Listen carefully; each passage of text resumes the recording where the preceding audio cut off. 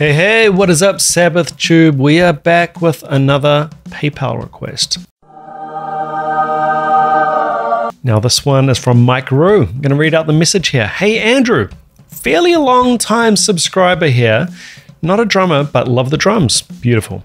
Neil Peart is my Uber hero, along with Marco Miniman and Gavin Harrison. Man, it's quite a trio of drummers you've listed there. And let's not forget Bill Ward. Your views on the Black Sabbath tracks have given me a completely new perspective on their back catalogue. I don't think you have reacted to this one yet, but it always struck me as the most different in their repertoire, an absolute personal favourite of mine, and would love to know what you think of it. And he's put the link there. I don't know what it is, by the way. Keep up the reactions, whether you like them or not. It's always great to see your honest perspective. Take care, Mike Rue. Mike, thank you so much for this pick. Yes, I do have a exponentially growing Black Sabbath playlist, whole bunch of songs in there. I never ever in my life listened to Black Sabbath before that first reaction on here, which was Hand of Doom. Always remember that. Go back through the playlist, you can see me discovering and falling in love with the band. On through, I added into that playlist a few covers that I tried, and I still would dearly love to do a few more Black Sabbath covers. Alright, before we hit the video, guys, please be sure to subscribe, hit that like button, and if you enjoy the video, leave a comment with what you think of it and what I should check out in the future. But with that said, let's check out this pick. It seems awfully quiet. What's going on here?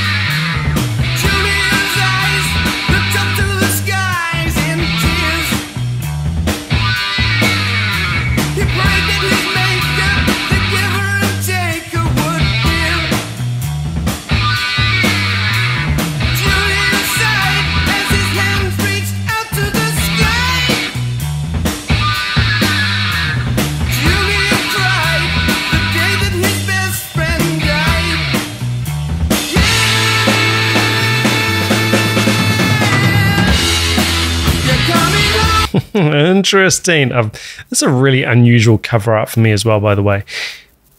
The track seemed really quiet. I checked all my levels and everything was normal, and then it kind of just exploded. So they did this thing where they sort of bring you in, for the story, and then bam. Gonna have to have a look at what era this was again. The 8th album by heavy metal band Black Sabbath, released on 29th of September 1978. The last studio album with the band's original lineup, and the last album to feature original vocalist Ozzy Osbourne. Okay, let's carry it on. There is some fluctuations going on in the timing on the drums here. As always, I try and be honest and make observations when I can, and it did become apparent on some recordings. I know there were some of these groups, there's a lot of turmoil going on and a lot of things going on behind the scenes, and I can hear some of that in the drumming. I can hear fluctuations in timing. I don't know if there was sort of editing going on at the time, but it almost sounds like they might have spliced together a few takes on the drums. I'm not sure. I don't know anything about the background of the history of this album, but there are some fluctuations. It's really cool stuff. I'm not complaining. I love it. It adds interest. It's something that we don't really get today in today's perfect copy-paste world, so I'm not complaining. It's just an observation. Let's just keep it going.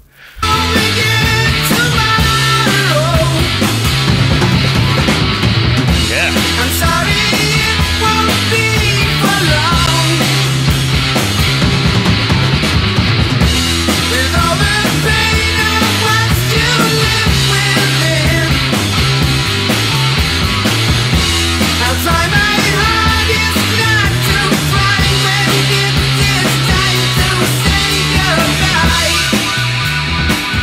It's a really cool groove, this.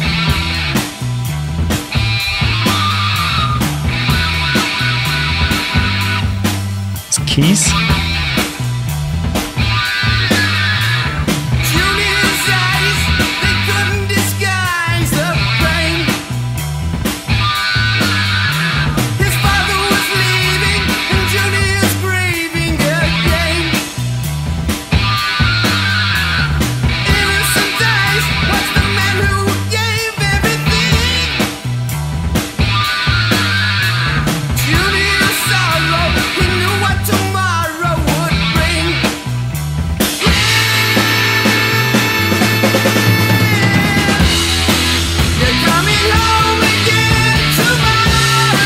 Sounds so much more full and wider and bigger in that section there, obviously, right?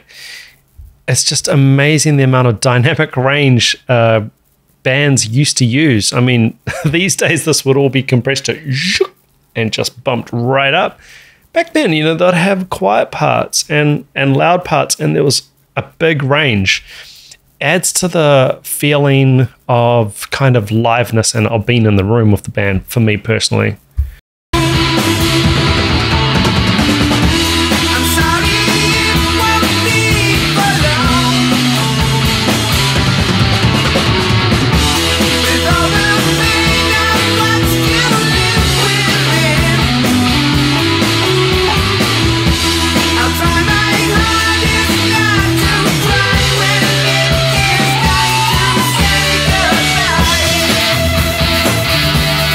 Aussie.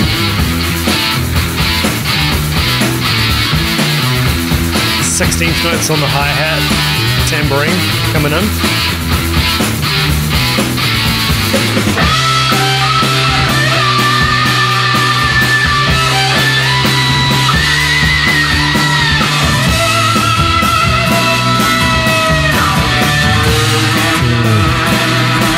That's a real shame, you know. I have been really honest, despite my adoration of Black Sabbath, newfound adoration of Black Sabbath, there are some production things for me that are a little bit distracting, just putting it out there. There's some really cool sort of thrashy, punky kind of four to the bar snare and kick interaction going on here, and a lot of it is actually lost in the recording. The drums are a little bit far back in the mix for me. It sounds really cool, some really cool ideas and what should be some really nice intensity, and it's a little bit lost for me. I'm going to go back and go into this section again. This bit.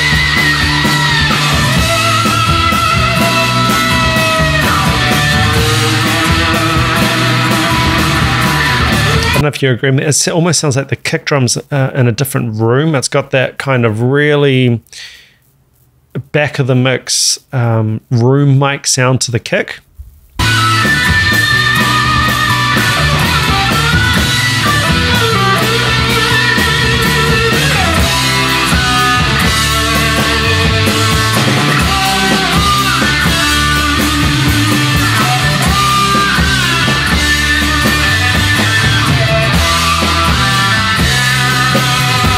Drumming's great. Great stuff.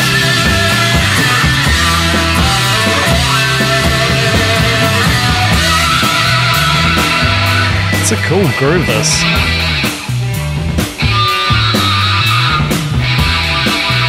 Geezer.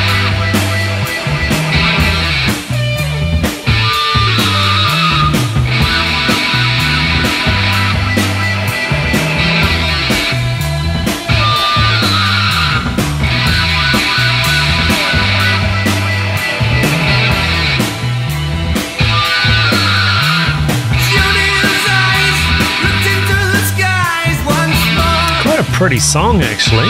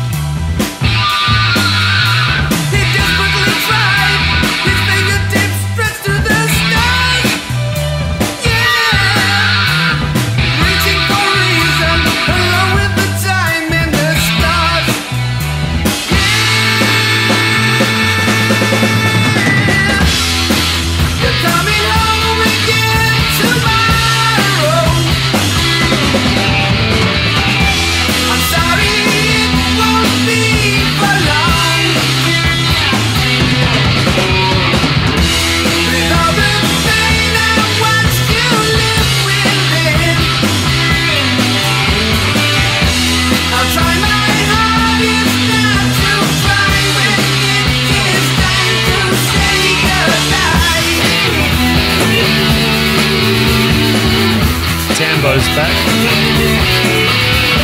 16's are back.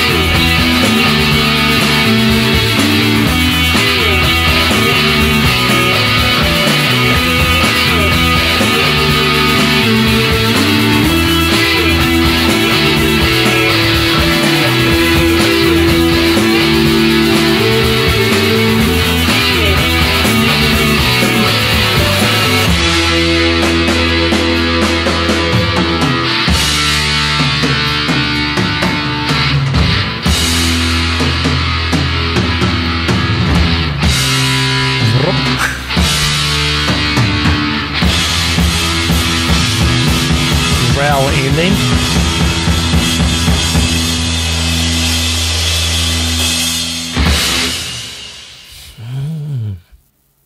Just want to go back and check I've got this right. The 8th studio album, released in 1978. So these guys were releasing an album basically every single year. And how many songs is that? It's a lot of songs and just so much creativity. And perhaps by this point, it's the last album, things were on the decline personality-wise, I'm assuming, within the band, and just burnt out. You know, sometimes I've been in groups for a couple of months or a couple of years, and it's just, it's more than enough. A couple of weeks sometimes, or one gig in one occasion.